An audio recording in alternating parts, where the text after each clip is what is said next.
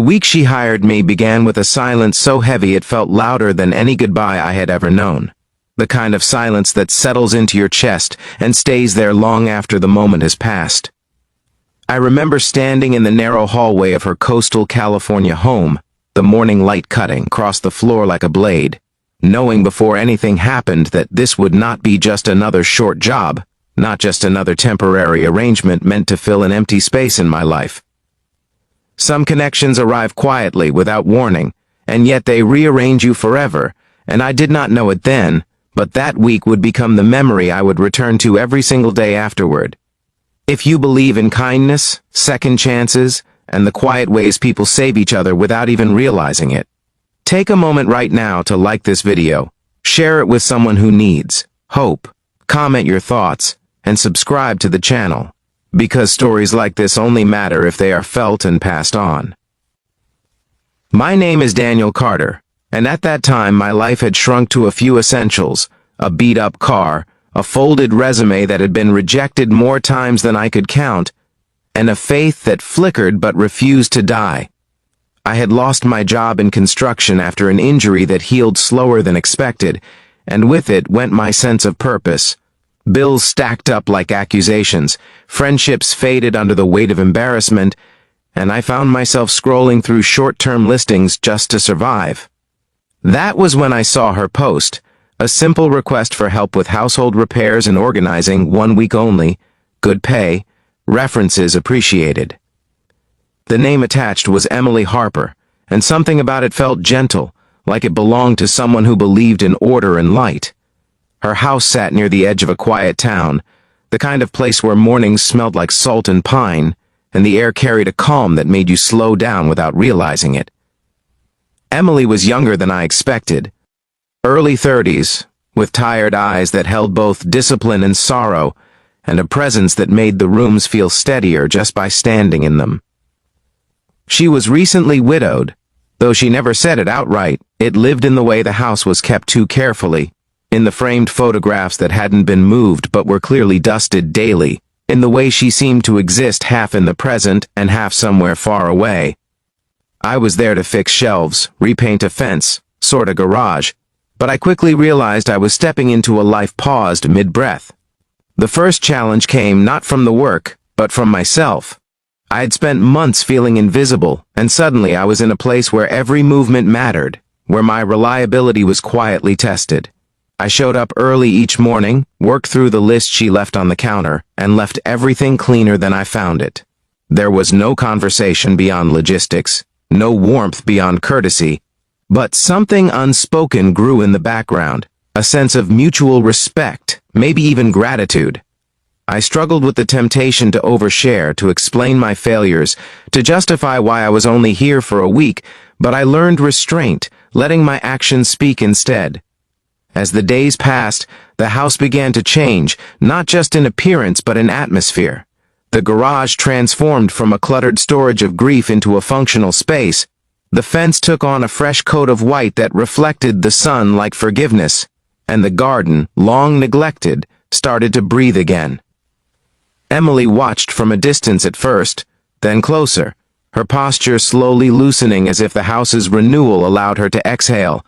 I noticed small details, the way she paused at the kitchen window when the light hit just right, the way she folded her hands when she thought no one was watching, the way she kept a Bible on the nightstand, worn and marked, as if faith was something she held onto with both hands.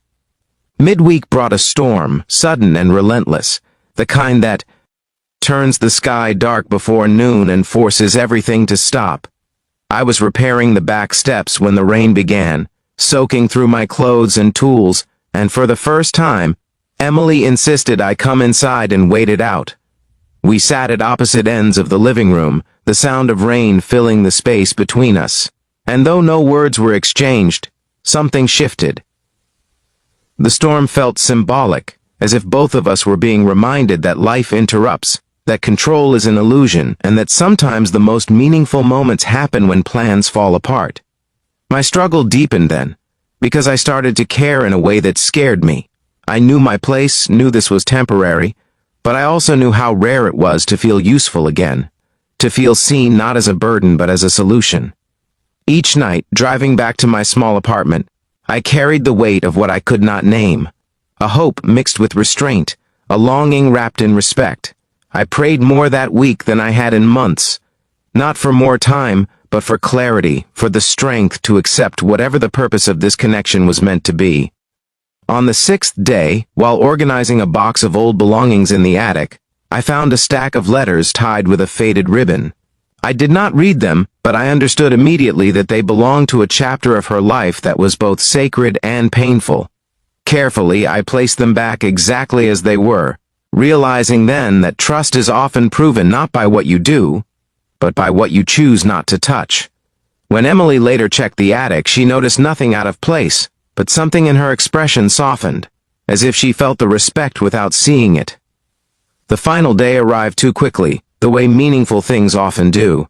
I completed the last task on the list and stood for a moment in the driveway, taking in the house now standing lighter, more open, as if it had been waiting for permission to heal. Emily handed me the envelope with my pay, thanking me with a sincerity that reached deeper than words. There was a pause then, the kind that stretches time, where you sense something important could be said, but sometimes isn't meant to be. I left with a nod, a promise to myself not to look back, and yet I did, once, just once, seeing her in the doorway, framed by the home we had both repaired in different ways. Life moved on, as it always does, but I did not move past that week. I found steady work later, rebuilt my savings, even regained confidence, but every morning, without fail, my thoughts returned to Emily Harper and the quiet impact of those 7 days. She never called, and I never reached out, respecting the boundary that had been there from the start. Still, her presence stayed with me, a reminder that even brief connections can leave permanent marks, that sometimes God places people in our lives not to stay, but to restore us just enough to keep going. I began volunteering on weekends, helping others with small repairs, paying forward the sense of purpose I had been given. Each act of service felt like an echo of that week, a continuation of something bigger than me. I realized then that love is not always about possession or permanence, but about the ways we carry people with us, letting their influence shape our choices. Emily had hired me for a week, but she had given me something far greater, a reminder of my worth, at a time I had forgotten it myself.